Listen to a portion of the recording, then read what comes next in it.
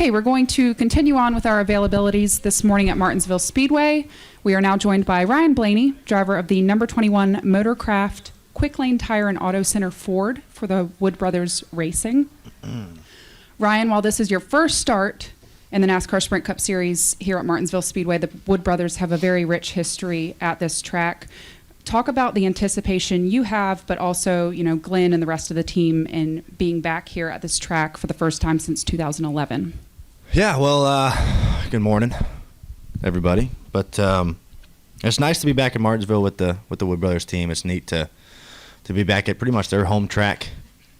Stewart's only 20 miles away from here, not even. So it's cool to be back here and with those guys and kind of have everybody out and see everything. I think Glenn's going to be able to make it on Sunday, which is going to be really nice to get him to another race. So hopefully that'll go well for him. But I remember growing up watching my dad race here, and I grew up 45 minutes in High Point, North Carolina, 45 minutes away from here, and I would come to this race every year and watch my dad and watch the trucks, and I just thought it was such a cool place and just really neat to be able to run a Cup car, let alone the 21 car over here. So that just kind of adds to the special factor. But nice to be back and cool to be making my first Cup start here, and hopefully we get on the track a little bit today and I can practice a little bit.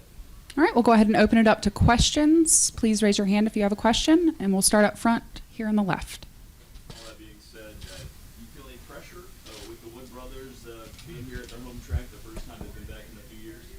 No, not really. It's really just going to be a lot of fun, to be honest with you, to have them come back here. And I honestly get that question every single weekend if there's pressure with Wood Brothers going back to this track that they haven't been to in a while. And it's really kind of the same every week. It's just been a lot of fun to drive for them and be here every week and work with everybody on this race team, whether they're new or veterans of the Wood Brothers team. So it's just cool to be at the track and be around everybody. So there's definitely no pressure. We're just out here trying to relax and have fun, and it's just a kind of a bonus that we're here in their home state and their home track where we're gonna have a lot of fans. Actually, we're gonna have we got a little open house at their museum tonight in Stewart, which will be really cool. The last time they did that, I think they got about 5,000 people that came out. So I'm excited to meet everybody and have everyone come out and sign some autographs. It's going to be fun. So. Additional questions? We'll go to Kenny Bruce. Kenny Bruce, NASCAR.com. Have you ever had 5,000 people come out to see you before? They aren't coming out to see me. That's for damn sure. They're not coming out to see me. They're going to come out and see the Wood Brothers, and I just get to be there and shake their hand. So no, they're the main stars up here in Virginia. They're rock stars up here. So it's cool to just be a part of it, and going to be a part of it tonight to kind of share some stories with some old fans of theirs, and they're actually going to have all four of the original Wood Brothers out, which is really, really neat to get all four of them together. And then, of course, Eddie and Len will be there too. But it's going to be cool. It's going to be a lot of fun. But they're definitely there to see them. Maybe there's if there's 5,000, there might be 7 there to see me, and most of the other ones there to see those guys. So, yeah. So. All right, we'll go over here. Ryan, Andrew Dowd, Fox Sports. 2 top 10s, good starts to the season for you. When you set goals at the beginning of the year, where do those 2 top 10 finishes this start for you rank as far as what your expectations were heading into this season? I set a goal at the beginning of the year to run all the laps, and that hasn't come true. So that goal's kind of out the window. But it's good to have a couple top 10s and have some strong runs.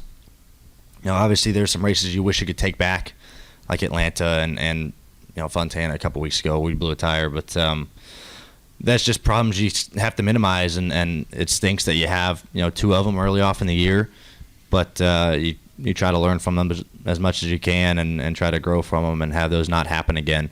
And we'll do our best to try to make that happen. But it's nice to know that we have fast race cars. We've had fairly good cars every single weekend, and we're just getting better every single weekend. And as we work together as this team, kind of bonds. And this is a fairly new team. We brought on a handful of new guys in the beginning of the season. We kept most of the Wood Brothers personnel that has been there for a long time, but we brought in some new people and just to help out, with the full-time gig, because it's a lot more work, and they're just kind of getting acclimated to each other. They do a great job working together already, but I think just the more and more they work together, I think the stronger that relationship's going to be, and I think it'll go a lot smoother from there on out. But it's been a good start to the year so far, really. Additional questions for Ryan? We'll come to the middle. Charles Rourke, Star News. We cover Martinsville. What's special about the town of Martinsville to you? The town? The town and the track. And Well, I'm staying at the Dutch Inn, which is nice. It's a good scenic culture. It's cool, but it's nice to. It's it's a neat small town. It almost reminds me of Stewart. If I go up to Stewart a little bit, and just a small town. It's almost like where I grew up. High Point's fairly small. It's a little bit bigger than this, but kind of a furniture city. But I like it. It's cool to you drive through Martinsville town, I guess, from where I'm staying to the racetrack. So it's nice to kind of see the culture over there and just it almost reminds me of just old school short track town. Where I grew up racing with. I've been to 100 of these small towns of in the middle of nowhere, and it's just cool to see the passion they have for racing. I don't think you pass a house around here without a racing flag, up it or posted on the door or hanging off the mantle. So it's just cool to be here. All right, we'll go to Chris Knight and then all the way in the back. Chris Knight, CatchFans.com. Ryan, you guys really have done a good job on Twitter interacting with fans, especially with Darrell Wallace Jr. What has it meant to you to have such an impact on NASCAR Nation as you're growing your career and establishing that fan base? I like it. The fans are what makes this sport possible, and the most that we can do is to try to interact with them as much as possible. And that's how we influence them to become fans and influence the already fans of the sport to tell their friends who aren't fans to watch it. And that's all we can do. And NASCAR has done a great job with implementing drivers into interacting with fans and doing neat things to kind of give fans an inside look of what we do, or just kind of a funny outlook on personal drivers. So it's just neat what they're doing, and it's been fun to interact with fans. It's awesome to hear their stories and where they come from, and I like talking to fans. So I wish I could talk to more fans. I wish we had more time in the day to talk to fans, but it's neat. I like it, and they make the sport possible, like I said. So the more that they enjoy it, and the more impact that we can have on them is just good for the sport. All right, we'll go to the back and then we'll come back up front. Zacatan's already front stretch. Are the Wood Brothers, real storytellers to you? Did they ever tell you like really old stories of back in the day about tracks like Martinsville and stuff like that? All the time, man. If you've never talked to the Wood Brothers, that's what they are. They're storytellers, and that's awesome. I love old racing stories and knowing the history of our sport. Growing up around it, I like to learn as much as I can about it. And Leonard told me a really neat story this week at the shop. Actually, he's probably one of him and Glenn are the biggest storytellers for sure, and they have the really, really cool ones. Leonard, he didn't drive too much, and he said he tested a car out here one time, and he was just he was messing with intakes and like airflow and air boxes and stuff, and he'd run a hose down it and ran the hose back to his mouth, and he'd blow in the intake to see if it made more power, or he'd suck air out of it to see if it made more power, and he said neither of them worked, so he just kind of did away with that whole project. But it's just really cool it's like that's what they did back then. It's awesome to hear that story. I was fascinated by it, and it just kind of shows you what kind of the brain he is, if he would even think of something like that, and then let alone be doing that and driving. It's really cool. So they're definitely storytellers, and that's one of the neatest things about them, I think. All right, we've got one more question in the back, and then we'll come back up front. Tucker White, SpeedwayMedia.com. Now, Ryan, your buddy Bubba Wallace was in Knoxville last week practicing with the I don't know. Bubba Wallace. Yeah, no one does. Anyway, he was in Knoxville last week practicing with the Vols, and afterwards he said that you'd probably be the first person to critique his performance. So, have you gotten around to critiquing his performance with a team? Well, the first thing he made a mistake on was being a fan of the Vols. I don't even know. I think it's that. Did you take advantage of that? Sorry, I'm a Buckeye fan, but I haven't critiqued him yet. I saw a video of him completely miss a pass. I don't think he got a hand on the ball. He didn't. It went right through his hands. So that was funny how terrible of an athlete he is. But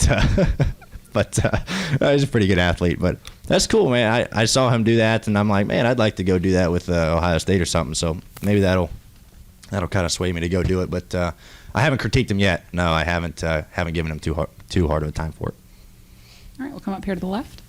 Zach Glover, WDBJ7. Can you take anything away from the few truck races that you've done here, and how important will it be to get the practice in a Cup car? I think you can take some things away. You know, those truck races are only half the distance. You know, it's a Cup race, and that's a long way to go another full race, really. But there are things you can take away. You know, you're always wanting to conserve brakes here. That's one of the biggest things, and rear tires, I think, are some of the most important things. That's something I struggled with in the truck, of being too aggressive and burning my rear tires off, and that's something I've tried to prepare as much as I can for. You know, it just gets worse in the Cup car as you up horsepower. So that's something I've been talking a lot to my dad about, and watching a lot of videos and trying to do the best that I can to try to make sure that doesn't happen. So, you know, today we'll be in qualifying trim all day, so it doesn't really apply. You know, you drive the car or a truck really a whole lot different. It's a whole different driving style from qualifying to the race here. So tomorrow I'll get a better read of what to do and mess around with that stuff. But there are a lot of things you can really take away. Even though they're completely different vehicles, there's a lot of things you can take away here. All right, we'll go to the right and then finish up with Lee. Barry Richmond, Piedmont Broadcasting Corporation. Ryan, with the transition that the team has made going from a part-time schedule to full-time, and I think you touched on it with the hiring of more people. What's been the biggest challenge, or maybe any unforeseen, in successfully making this transition to the full schedule for 2016? Well, it's a big change, you know, from just getting more cars to more parts and pieces. You need more people to make it possible. The travel schedule is a lot higher, so it's a big jump. You know, not only for me, but for the whole team and organization. And the Penske group has been very, very helpful when it comes to that and helping us out, you know, whether it's with personnel or helping us out with cars and everything like that. So they've done an amazing job of doing their part, and you know, that means a lot for the Wood Brothers and everybody like that. So that they've really honestly made it possible for us to do this, and it's just you know, it puts a lot more work on everybody that has been around it and have done part schedules for the past handful of years. But it's nice to be at the racetrack, and I know they like it. You know, even if they've been at only at half the races, you know, the people who have been at the Wood Brothers for a long time, you know, they only ran half a season for some years, and even they like being at, you know, the racetrack even more. They want to be at the racetrack. They're racers, and that's what they want to do. So it has there's a lot more work, but I think they like it, and it's been going really good. So. All right, final question from Lee Spencer. Lee Spencer, motorsport.com. Just wondering, Logano's won the last two polls here. Have you spoke to him at all about what you may need to do today if we do get qualifying in? I haven't. I haven't talked to him about qualifying or anything like that. You know, I've really talked a lot to my dad about. Honestly, I've talked to my dad more about this place than any other racetrack, just because I feel like I've struggled here the most in my career. But I haven't talked to Joey at all. I know he's been really fast here the past few races, and he'll definitely have something to offer. So I'll probably have to track him down after this practice and before qualifying. And you know, we're spoiled now. We have data and everything like that, and we can sit down and compare data and kind of see where if he's doing anything different, and him and I can maybe figure it out if he's willing to help, which he usually is, which is great. So I'll have to track him down for sure. All right, thanks for joining us, Ryan, and good Thanks. luck this weekend.